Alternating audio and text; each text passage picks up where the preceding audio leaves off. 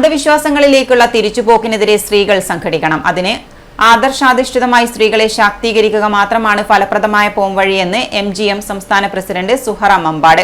മുസ്ലിം നവോത്ഥാന പ്രസ്ഥാനമായ മുജാഹിദ് പ്രസ്ഥാനത്തിന്റെ വനിതാ വിഭാഗമായ MGM ജില്ലാ കൺവെൻഷൻ പാപ്പനശ്ശേരിയിൽ ഉദ്ഘാടനം ചെയ്ത് സംസാരിക്കുകയായിരുന്നു അവർ. നമ്മളുടെ ജീവിതം ധന്യമാക്കിക്കൊണ്ട് മുന്നോട്ട് പോകണം എന്നുള്ളതാണ് ഞാൻ ആമുഖമായി സൂചിപ്പിച്ചത്.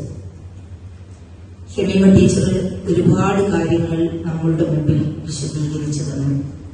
അവിടെയൊക്കെ നമ്മൾ ആഗ്രഹിക്കേണ്ടത്, നമ്മൾ ചിന്തിക്കേണ്ടത് ഏറ്റവും മർമ്മപ്രധാനമായി പടച്ച തമ്പുരാന്റെ അല്ലാഹുവിന്റെ ഏറ്റവും വലിയ അനുഗ്രഹം എന്ന് പറയുന്നത് അന്ധവിശ്വാസ അനാചാരങ്ങൾക്ക് പുതിയ രൂപവും ഭാവവും നൽകി അതിനെ ശാസ്ത്രീയമായി ന്യായീകരിക്കാനുള്ള കുൽസിത ശ്രമങ്ങൾ നടക്കുന്ന സാഹചര്യത്തിൽ നവോത്ഥാനത്തിന്റെ ദീപശിഖ ഏറ്റെടുക്കാൻ സ്ത്രീ സമൂഹം തയ്യാറാകണമെന്ന് കണ്ണൂർ പാപ്പിനിശ്ശേരിയിൽ സംഘടിപ്പിച്ച MGM ജില്ലാ കൺവെൻഷൻ അഭിപ്രായപ്പെട്ടു.